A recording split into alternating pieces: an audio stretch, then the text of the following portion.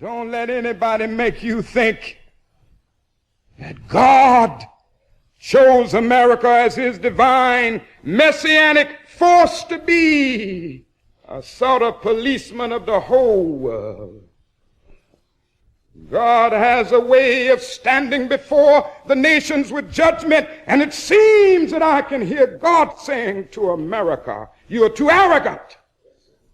And if you don't change your ways, I will rise up and break the backbone of your power.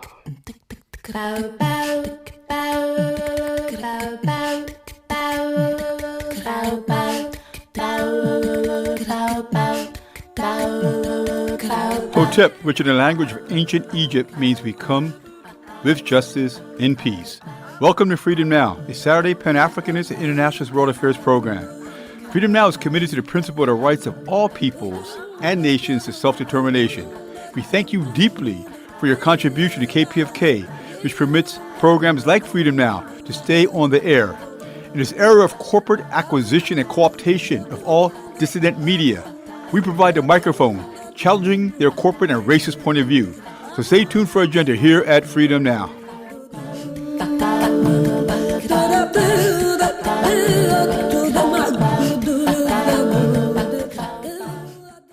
Fellas, I'm ready to get up and do my thing. I want to get into it, man, you know.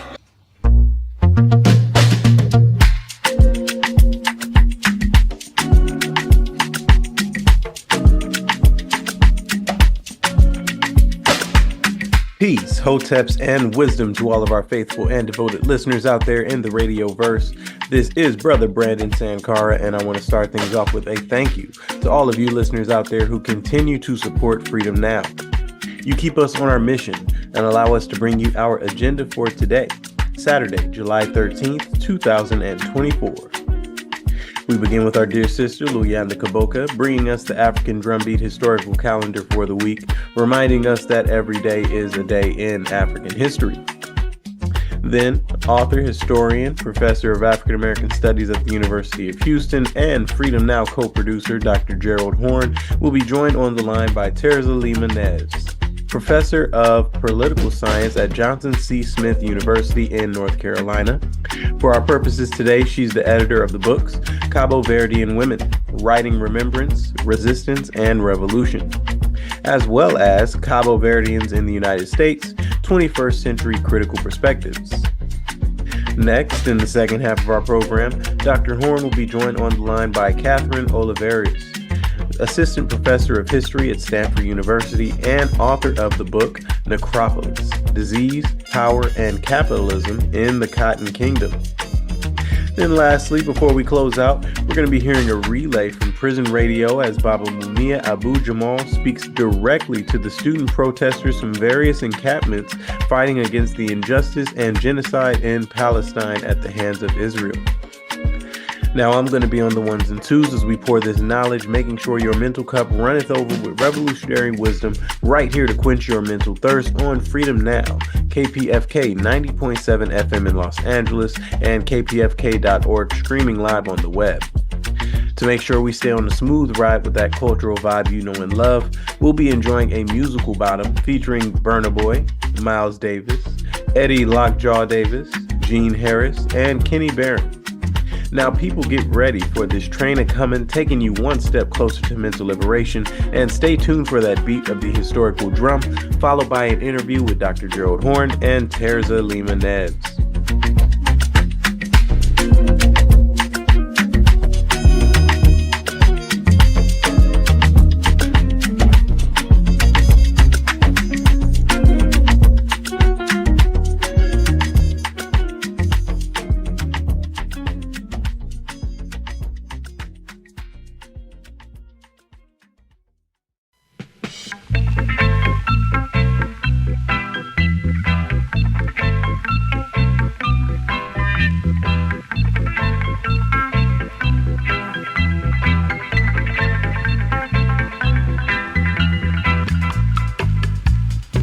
Hotep. This is Sister Luyanda Kaboka with our weekly Freedom Now African Drumbeat historical calendar for the week of July 11th. We present this calendar to give life to our ancestors, regardless of nationality, who have contributed to the plight of the oppressed by raising up in armed struggle, an ideological struggle against those racists, those capitalists, those exploiters who profit from the oppression of the masses of humanity. It is from these historical roots that we dare to struggle today and we dare to win. July 11th, 1968. The American Indian Movement, AIM, was founded in Minneapolis, Minnesota, by Clyde and Vernon Balcourt and Dennis Bank. AIM was patented after traditional Native American resistance movements and the Black Panther Party. AIM provided an alternative to the frustrated youth in Native American reservations throughout the settler colony of United States. AIM was and is a vibrant and militant response to the racism that has characterized traditional people's contact with the white man since their land was first stolen. July 11, 1905. W.E.B. Du Bois, Monroe Trotter, and others meet in Canada to organize the Niagara Movement, which was the precursor to the NAACP and the contemporary civil rights movement.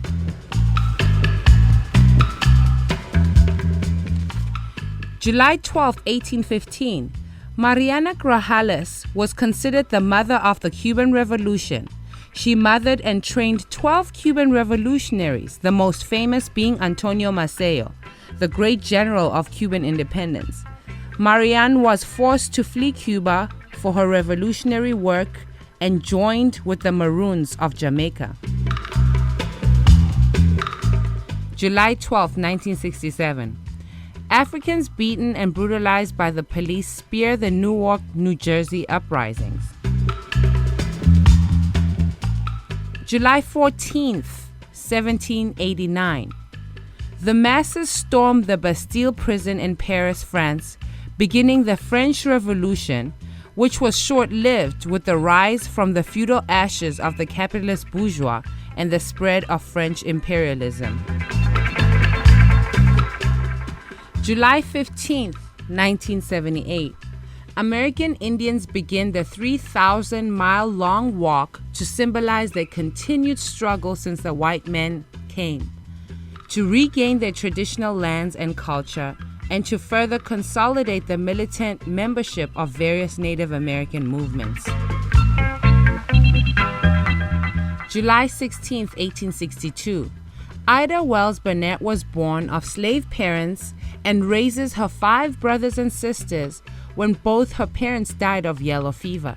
She challenges the Jim Crow laws of the United States by refusing to sit in the colors-only section of the Chesapeake and Ohio Railroad cars, and began one of many struggles against segregation. She led the anti-lynching crusades in 1892 after 3 of her friends were lynched by racist mobs. She was a prolific writer, organizer, and speaker on behalf of African people. July 16th, Queen Zephyrina, in the first half of the 19th century, cried out, "Death to the whites, long live the blacks," which was the war cry of the slave rebels. On December 24th, 1826, Zephyrina planned and led a slave uprising in Urubu, Brazil. 50 men and women using knives, machetes, sickles, and small-bore shotguns rose against their Portuguese so-called masters, setting in motion a long series of rebellions throughout Brazil. July 17, 1898, Maria Libertad Gomez Guirada was born. She founded the Partido Popular Democrático Puerto Rico, an anti-U.S. colonial political movement. This has been Sister Luyanda for Freedom Now on 90.7 FM in Southern California and 98.7 FM in Santa Barbara. And in the language of resistance of our African people, join us in our chant of freedom. Amandla awetu, Amandla awetu, Amandla awetu.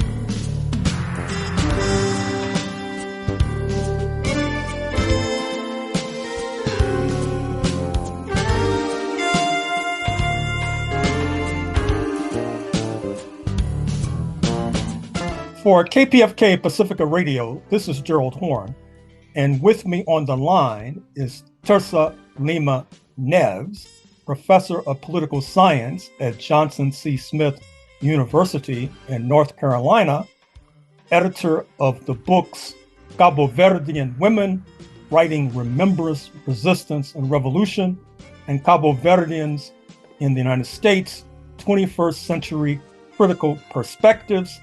Thank you for joining us on Freedom Now, KPFK Los Angeles, Professor Lima-Neves. Thank you for having me. And thank you for joining us. So why did you produce these books?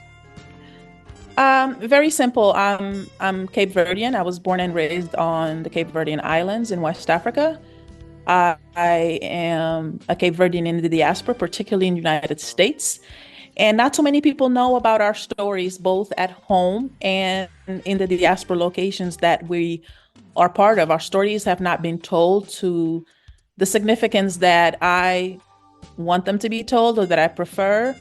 And so I wanted to be part of the cadre of people that add to our national history, that add to the stories that are told about us in the world by including other members of the community in this process.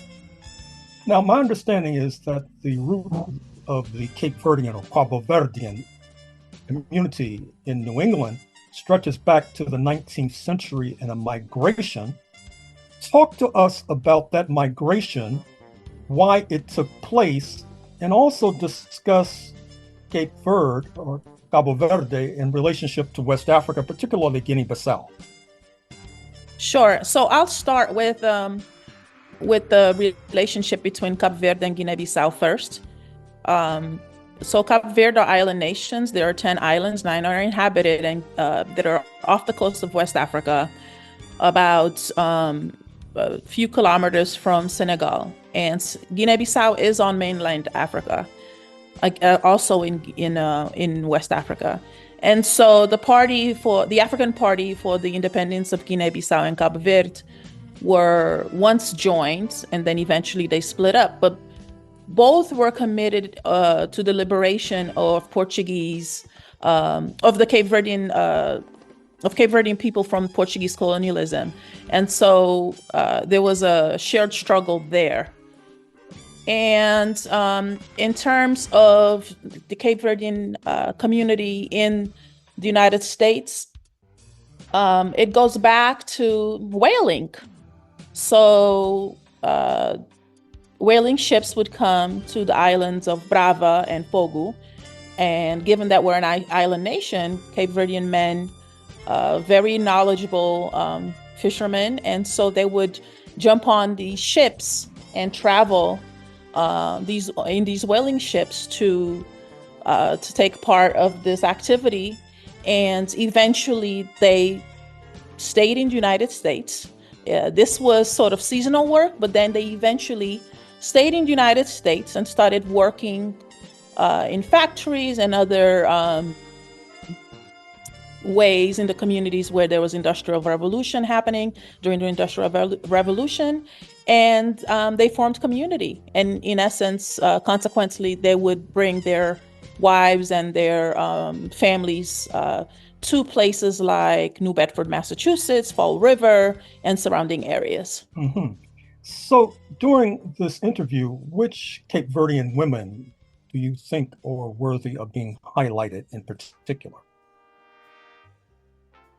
So I think if we're talking about Cape Verdean women in Cape Verde, for example, it's very important that we know the works of probably the most famous or the most well-known Cape Verdean that has brought our culture to the world has been Cesaria Evora, who passed away in 2011, or I think it was 2011 or 12. Cesaria Evora, who was a songstress, often connected to and said to have sounded like Billie Holiday, for example. And so Cesaria Evora is one that we definitely need to be talked about. And then in terms of the political significance of establishing the Cape Verdean state, I would say Isaura Gomes, Paula Forte. These are two very important women in Cabo Verdean history who helped with the establishment of the National Women's Organization and making sure that women's rights were part of the national development. Now, a figure from your part of the world, let us just say West Africa, Guinea-Bissau, Cape Verde, that many in our audience is familiar with is the late revolutionary Amilcar Cabral. Right. As I recall, assassinated by Portuguese secret police in early 1973. Yes. Give us a snapshot of Mr. Cabral. Wow. So I have to say that I'm a Cabralista, which means that I follow and adhere to a lot of Cabral's thoughts. So Amilcar Lopes Cabral, he was way ahead of his time in terms of his thinking. A lot of people want to label him Marxist, and they want to put all these political labelings on him. But he was very key. Cabral was very key in the struggle for independence, but also he made sure to drive home the point that he wanted liberation for Guinea-Bissau and Cabo Verde, and he wanted the development of those two countries to happen within the context and within the reality of those two countries. He wanted to develop the industries and the people to the extent that it would make sense for those particular environments. Many people may not know that Cabral was an agronomist. He studied in Portuguese universities, and he wanted to study the land because it was important to him to go back home and help people understand the land so that they could live from it. So for him, it wasn't so much as, wow, the Industrial Revolution is happening in other parts of the world, so we must bring it here. His concept, the way he envisioned it was, well, if the Industrial Revolution is not going to work in Guinea-Bissau and Cabo Verde, then we need to figure out what works for us first. So he was very much committed to honing in on what would make sense in terms of development for his own people, for African people, as opposed to importing what came from the West. And I think this was truly revolutionary and truly an important part of Cabral's legacy, and also how he viewed the women's role in the development. He saw women as equals. He saw women as part of the inherent struggle, as part of an important part of the struggle for liberation, not only from Portuguese colonialism, but from the other colonial powers that were on the African continent. Now, another individual that many in our audience are familiar with, who hails from your neck of the woods, is the late, great pianist, composer, band leader, Horace Silver. In fact, one of his signature tunes was Cape Verdean Blues. Right. Talk to us about Horace Silver. And so I have to say that I heard Mr. Silver's music. I'm familiar with it. And I'm wondering, given the last name Silver, if the last name wasn't really Silva. Because, it was. Right. And so I had done some research, but I couldn't remember right off the top of my head right now. But and that happened often to us Cape Verdeans who came abroad. We changed or altered our last names to make sure that they were more palatable to American English. But Mr. Horace Silver's story and the fact that there's so many of us in the Cape Verdean community that don't know that he was a member of our community is part of the reason why I do this work as a Cape Verdean studies scholar, because I want to highlight the greatness that is the legacy of Cape Verdean people, including his, and for example, the Tavares brothers, who many people in our community and other communities don't know that there's a beautiful intersecting link between the Black American community and the Cape Verdean American community. And he's part of that story. And his legacy is very well documented and demonstrated at the Cape Verde Museum in Pawtucket, Rhode Island, for anyone to see. Now, you mentioned the Tavares brothers, and that triggered their signature tune in my mind. Heaven must be missing an angel. Yes. Are you able to tell us more about them? Were they born and raised in New England, for example? They were, and they are. One of the Tavares members just passed away not too long ago. Actually, a good friend of mine, Ralph Tavares, his father was Ralph Tavares Sr., who was a member of the Tavares brothers. He's a friend from college. So the Tavares hail from the great city of New Bedford, Massachusetts. And they are a very much source of pride for that city. They did a lot in the community, not only in the Cape Verdean community, but the wider community, in terms of, cultural events, cultural development, and bringing not only New Bedford, Massachusetts, but also Cape Verde to the world. They were very proud Cape Verdeans.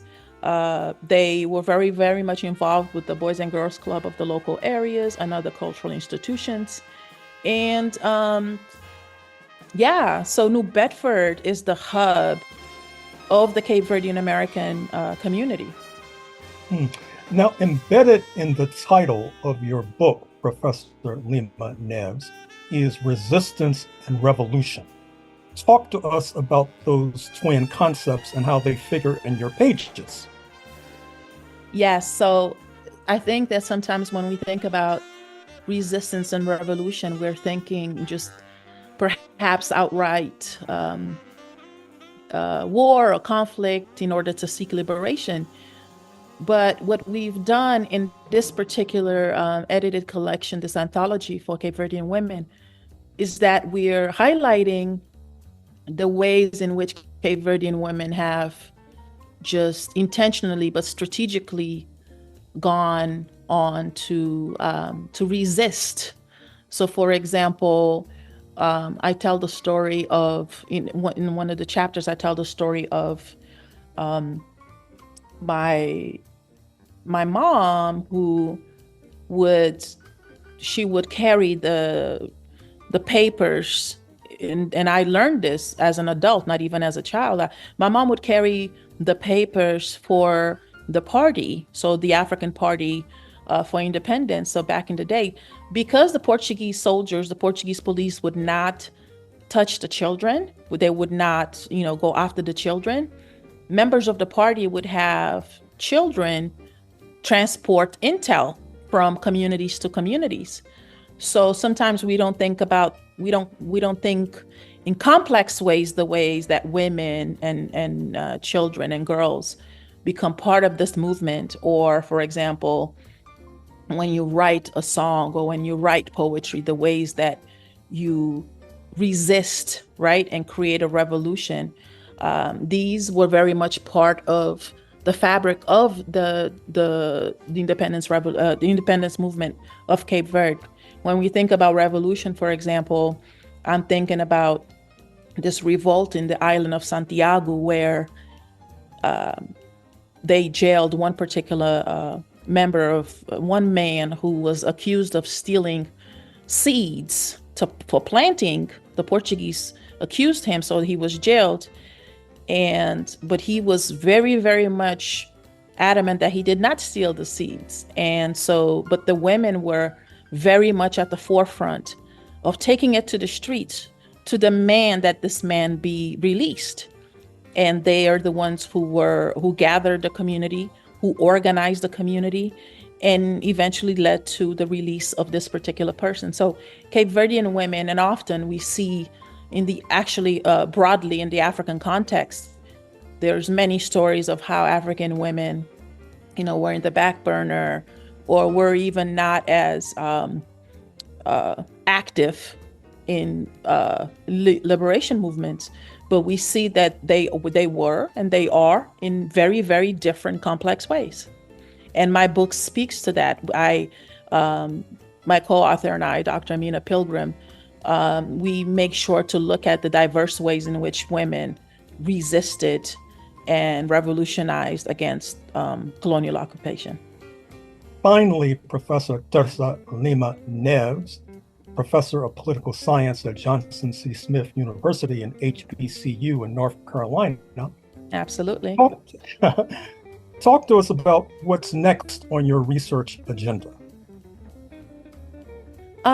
What's next for me is actually what's not, I'm looking at not written work.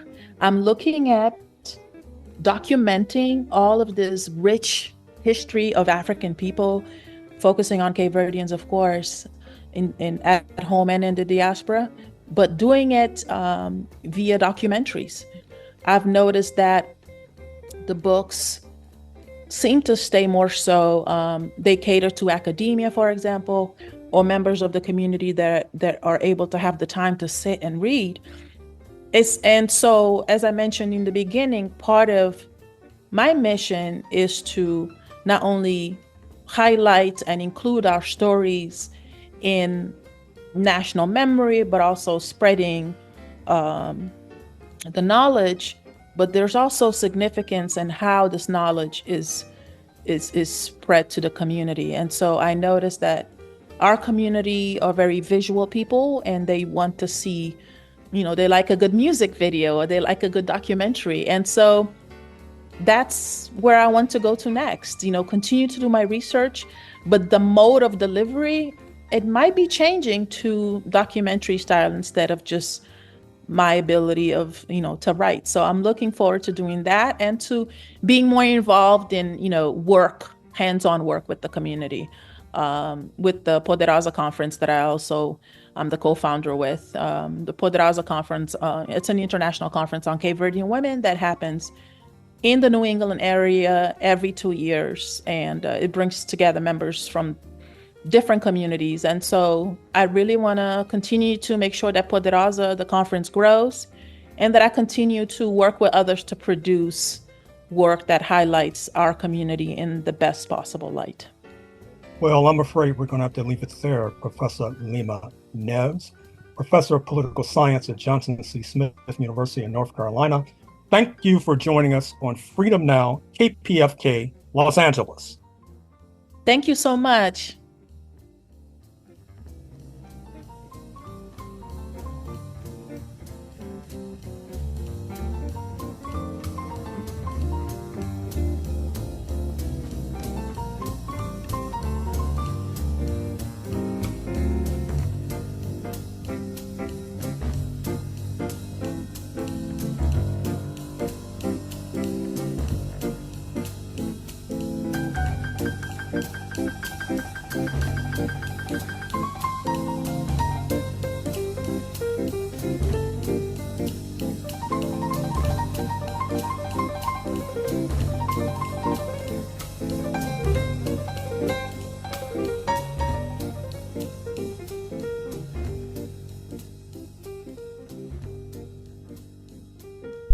This is Sister Flora, and you are listening to Freedom Now at KPFK 90.7 FM in occupied Mexico, including Los Angeles, 98.7 FM Santa Barbara, 93.7 FM in San Diego, and streaming live on the web at kpfk.org.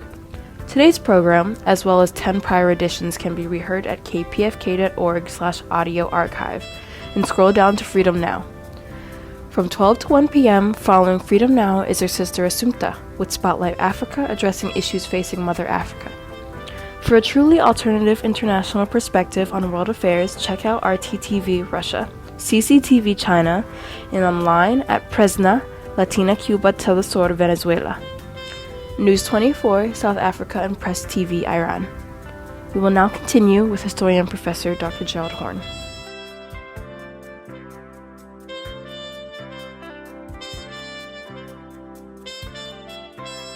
Welcome back here to Freedom Now. We're going to keep this train a-moving and send you back over to Dr. Gerald Horne, who's being joined by Professor Kathryn Olivarius. Take it away, Dr. Horne.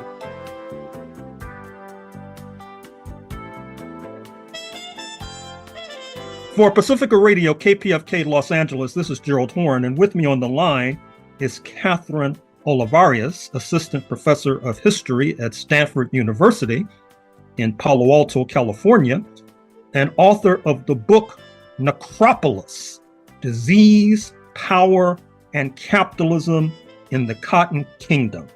Thank you for joining us on Freedom Now, KPFK, Los Angeles, Professor Olivarius. I'm delighted to be here. Thank you for having me. And we're delighted to have you. So why did you write this book? So this is my first book, and it's what we call in the biz my dissertation book. This is the book that I wrote my PhD in. My sort of PhD research was the research that this book was built on. And I actually went into my PhD many years ago now, thinking I would do something else. I was going to study how the slave experience changed in Louisiana before and after the Louisiana Purchase. So after Louisiana transferred from being a French and Spanish colony to an American territory and then state.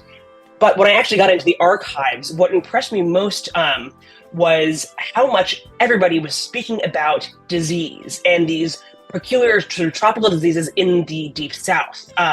And not just any disease, but really one disease in particular, that is yellow fever, which became epidemic essentially every summer in antebellum New Orleans, killing as many people as perhaps 10% of the population each summer, causing general chaos and panic as people either fled or died. And this disease, yellow fever, was the most terrifying disease in the Atlantic world. At this time, when I did more research into this is what I discovered. And in the 19th century, this is a mosquito-borne virus. They did not know that it was spread by mosquitoes. They did not know actually a lot about the etiology of this disease or its epidemiology.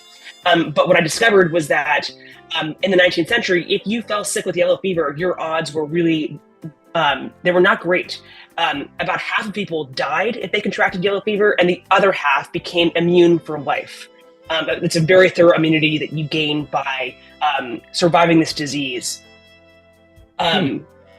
Yes, so this became, this was sort of like an earworm, essentially, where I could, all you can see is yellow fever, and it's in every kind of source. It's in letters, it's in diaries, it's in notarial archives, it's in in tax records, it's in newspapers, it's in fiction, it's literally in every kind of source. And it becomes, I started to think about this less as background noise to the more resonant stories of the Cotton Kingdom and the explosion of racial slavery in the Deep South. But in fact, this is sort of dark matter. This is affecting everything in its orbit. Yellow fever is essentially sort of shifting the way that everything orbits in this universe of the Deep South. So what is immunocapitalism? So immunocapitalism is a system of class rule. So elites in New Orleans, they determined, and this is when I say elites in New Orleans, I mean essentially people who were involved in the cotton, slave, and sugar economies in some capacity, either as enslavers themselves, or as merchants, or as other kinds of capitalists who were underwriting the system, and of course making some of them making massive fortunes off of the work of Black slaves, and through these very lucrative commodities at the time. So elites in this town and across the Deep South, they recognized that there was nothing they could do to stop yellow fever. They didn't understand really, what kind of public health measures could be taken to stop this disease. So elites actually sort of weaponized this disease and the immunity that survivors gained by creating a sort of system of class rule. And so you're probably familiar, if you think about New Orleans, in the way that historians characterize the city in the 19th century, it's sort of an outlier among American cities. It's characterized by its kind of Caribbean-esque tripartite social system of white people, free Black people, and enslaved people. But in the system of capitalism that I had sort of conceived of, there is another alternative, though invisible, hierarchy at work. So here you are either a so-called acclimated citizen, that is a person who has survived yellow fever and has publicly demonstrated their immunity in all sorts of ways that are socially coded. This is reserved for white people, of course. Or you are an unacclimated stranger. These are people who are in a kind of probationary period awaiting their brush with yellow fever. They have not yet contracted this disease, and they're kind of in this limbo of sorts. And then in the third category, you have all Black slaves and the dead. These are people for whom their immunity status to yellow fever would only socially and economically benefit others, namely their enslavers. And so you had this sort of tripartite system here. And, becoming immune to yellow fever was so important in this place that I've seen many, many examples of people actively seeking out sickness, seeking to get sick so that they can become, publicly acclimated, as they called it, acclimated or immune, and thus sort of climb this social and economic ladder, because all the most powerful people in this town were immune, and they used that immunity to essentially discipline the masses in the system of immunocapitalism. So you also suggest that people of African descent died at alarming rates in New Orleans and Louisiana. How so, and how does that fit into your overall argument? So what's fascinating and infuriating, actually, about the sort of historical record is that at the time, it was held as an axiom of medical science. This is across the Atlantic world by physicians and doctors and lay people alike, actually, too.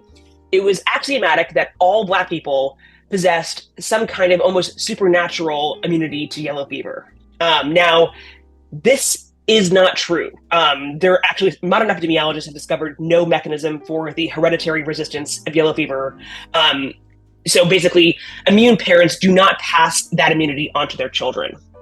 So everyone has to become immune for themselves. But this is, when I say that it's, this is an axiom of medical science at the time, this is every single doctor basically argued this, including Benjamin Rush, in fact, too, one of the, founders of the United States, sort of the premier physician, perhaps.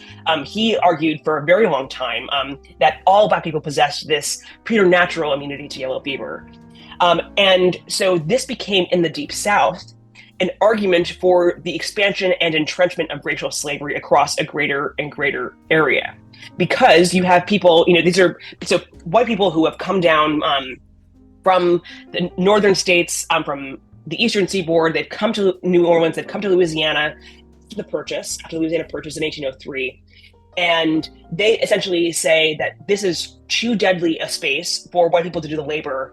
So they required Black slavery, essentially, because if Black people possessed this immunity, this was a sign from God, in fact, that God sanctioned racial slavery across a larger and larger area to be deployed, again, for the advancement of individuals in terms of amassing huge fortunes on the backs of enslaved Black people, but also for the United States writ large. You have many people, politicians and merchants and capitalists, saying in New Orleans that slavery was essentially required, racial slavery was essentially required for if this space was to be Americanized and therefore made into this lucrative, the Cotton Kingdom, that slavery was essentially, absolutely essential to this process. Now, are there any other aspects of the so-called medicalization of race besides what you just articulated? Oh, there's many, many, many, and not just, of course, in the American South in the 19th century, very sadly. These ideas about racial difference and immunity to disease, or sort of having that Black and white people had different and special sort of protections from certain diseases, these proliferated across the Atlantic world, essentially from the advent of the transatlantic slave trade, perhaps even before that, too. So you have physicians, who are fighting in imperial wars or who are stationed with French or British ships in the Greater Caribbean. And there's always wars going on in the 18th century, 16th, 17th century. And you have these doctors who are trying to basically develop this kind of racialized system of knowledge to do with medicine, to do with sickness, to do with immunity. And you see people thinking about how disease and the racialization of disease can therefore be a justification for slavery or for even sort of statecraft in terms of empire building.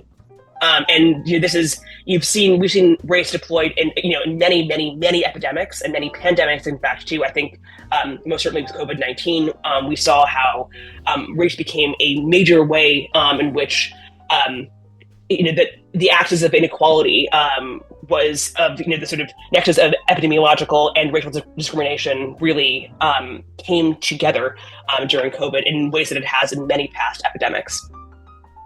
Now, you also suggest, and you may have already dealt with this, but perhaps you can expand upon it, that Black slavery was deemed to be essential to white liberty and the white public's health. How so? Mm-hmm. So this is again the argument essentially forwarded by many. Sorry, my dog is barking. Excuse me. This is the argument that was forwarded by many pro-slavery theorists, perhaps the two most famous of whom were Samuel Cartwright, who came up with the theory of famously of drapetomania. This is the disease causing slaves to run away. So Samuel Cartwright argued for this, and as did Josiah Nott, who was a physician in Mobile, Alabama. And they argued, essentially, they were sort of the largest mouthpieces for this view that yellow fever immunity was racially determined, that it was essentially impossible for Black people to die of yellow fever. So even if a Black person, an enslaved person, became infected with yellow fever, very rarely did they die from it. This was believed. Now, this is not true. And in terms of, this does not line up with any kind of science as we know it today. Every single person must individually contract yellow fever or become vaccinated for yellow fever by themselves, and that immunity is not passed from parent to child in utero. But at the time, this became this argument. It was actually the backbone of an increasingly sort of elaborate, if strained, argument for the greater entrenchment and spread of slavery across the Deep South, because it was claimed essentially by these pro-slavery theorists and apologists for slavery that this land, this very fertile land of the Cotton Kingdom, or what would become the Cotton Kingdom and the Sugar Bowl, that these lands would basically stay a quote-unquote wasteland, if not for Black slavery, because white people could not do the backbreaking labor of cutting cane or picking cotton in these swamps because they would die too quickly. And instead, they required, therefore, Black people to do this labor. And with this, and they said basically that, God had given Black people this special immunity so that they could work specifically in the American South and Caribbean to create these very lucrative, to sort of harvest these very lucrative commodities, and therefore lead to the great personal wealth and sort of national wealth of white individuals and the United States writ large.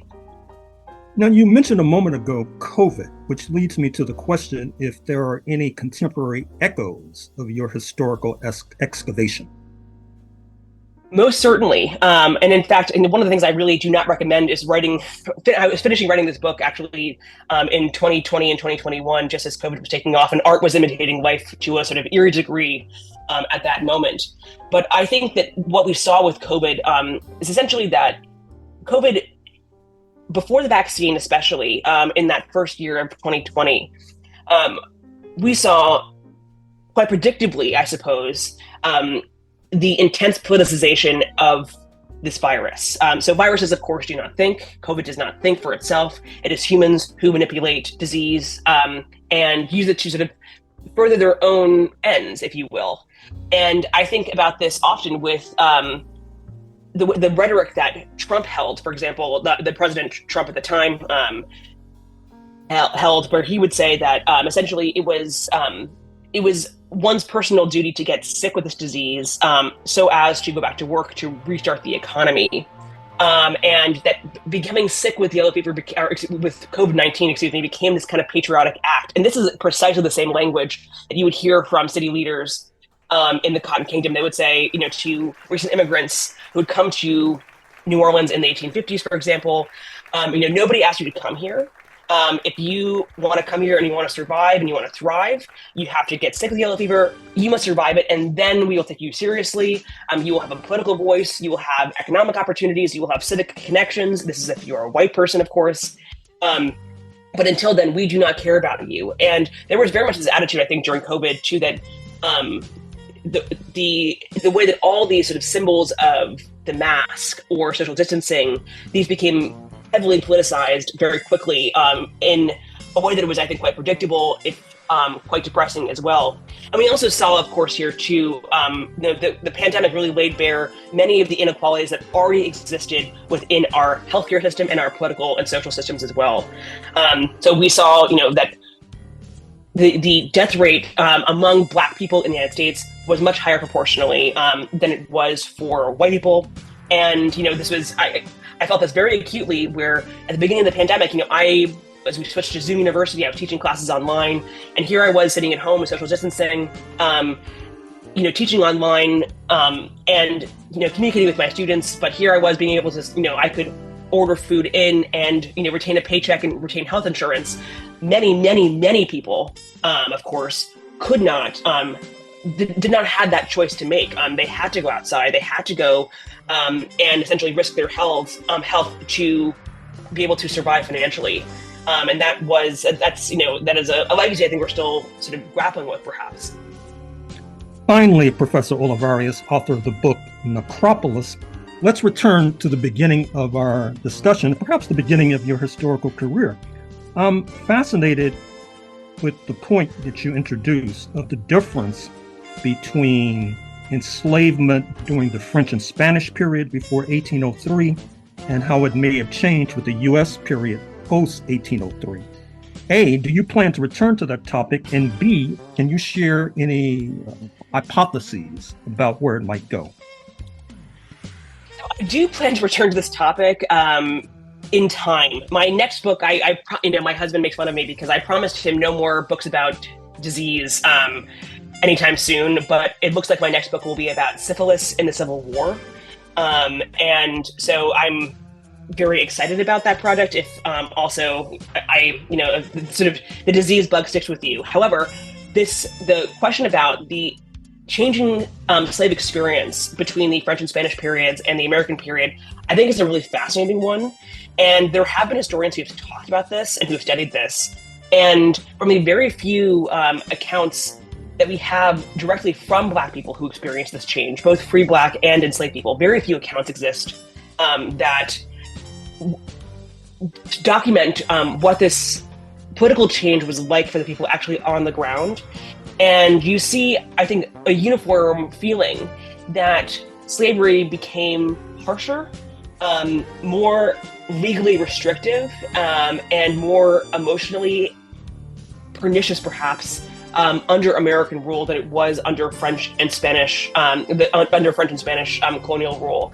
And of course, there's something very perverse about trying to sort of compare and contrast slave experiences. These are all horrible experiences, but I do think that there's something interesting about the ways that the sort of Americanization of the law around slavery in Louisiana did function to create fewer opportunities in general for Black people. This was in the 18th century. In many ways, Louisiana, like many parts of the French and Spanish sort of Atlantic world, there was more racial fluidity, perhaps. There were more opportunities. Chief of all, for example, the right to self-purchase. You had that right in Spanish imperial settings if you were enslaved.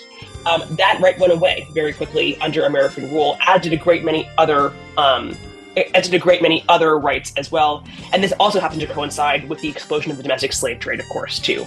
And so we see after the Louisiana Purchase, basically this behemoth of an industry took off very quickly, and this fundamentally changed the American slave experience, and became, as what historian Ira Berlin would call, the second Middle Passage. It was that the domestic slave trade became as central to the experience of American slaves in the 19th century as the Middle Passage across the Atlantic Ocean had been in previous generations. Well, I'm afraid we're going to have to leave it there. Professor Olivarius, Assistant Professor of History at Stanford University and author of the book Necropolis, Disease, Power, and Capitalism in the Cotton Kingdom. Thank you for joining us on Freedom Now, KPFK, Los Angeles.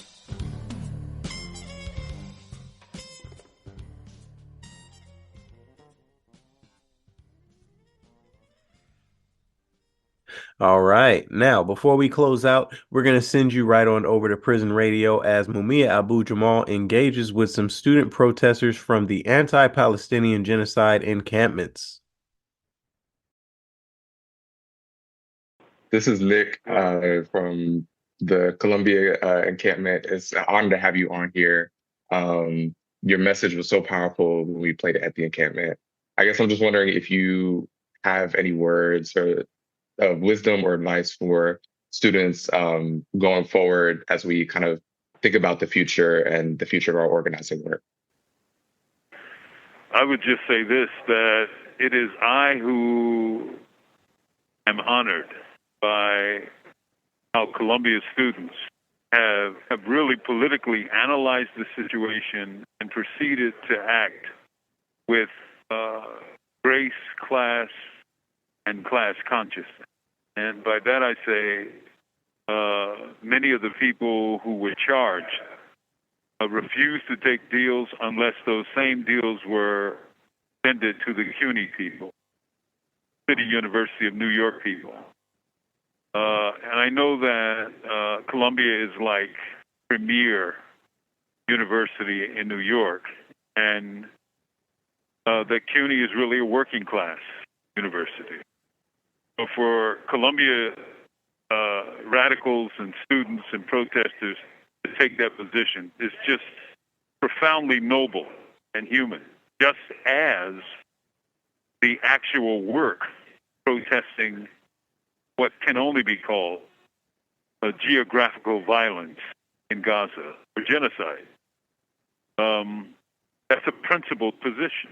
And you're responding to that as human beings, feeling and sharing with the suffering people of the occupied lands that we call Gaza, that we call Palestine. So keep on doing the work you're doing. I think, you guys are walking along the right path of history, my opinion. You're doing a great job. Brother Mumia, may I ask a question? Yes. And my name is Steph Reed. I'm a grad student at Union Theological Seminary. And in preparing for this moment, I read some of your work, including Message to the Movement. And that you talked about the importance of music in social movements and political struggle. My question for you is, in today's context, which is in some ways similar, right? And in other ways, it's different. I'm wondering your thoughts on the role of music, arts, culture, and spirituality in our current political climate. Yeah, could you speak more on that? Different times require different musics, and different musics exist in different periods and rhythms of history.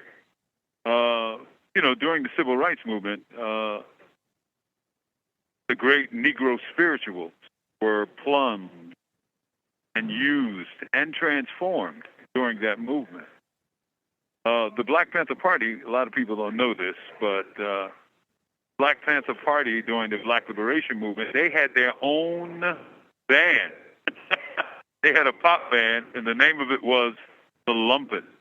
And they were fantastic. But what they did is they took the great hits of that period, changed the lyrics, and kind of radicalized it.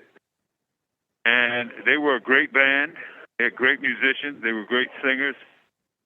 And but not many people heard them because they were very rarely on radio but they would perform for Black Panther functions, mostly in Cali, and they were fantastic. This is a new period. This is a new time, and it's a new technology. What that means, if you have access to music that you did not have, back in the 60s, 70s, 80s, 90s, and early 2000s. So you're going to be listening to different kinds of music, But every movement needs music to move people, right? To give them validation, but also to project the stories and the spirits of resistance that is sometimes encoded in music, So find what turns you on and turn that shit up. Mumia, what did it feel like to speak to students at the encampments for you? It was wonderful, wonderful. I felt something I haven't felt in a really, really good long time. I felt like these encampments and protests were a throwback to the 60s. That was a long time ago, right? But a throwback because back in the 60s, people were protesting against the Vietnam War, this great imperial war by the United States against a third world country. This is not that situation, but it's very similar because it is settler colonialism against an imprisoned people. You know, people call Gaza an open-air prison. Well, never is that clearer than here, where people cannot escape the F-18s, you know, the bombs, the weapons of empire, really being lodged against what is essentially an unarmed people. You know, ain't no F-14s in Gaza flown by Gazans, right? Not that situation. It's an imperial power play. And so in that way it was similar. And I just felt a wonderful feeling of seeing students speak out against this kind of settler colonial violence. It was a beautiful, beautiful thing. And I felt energized.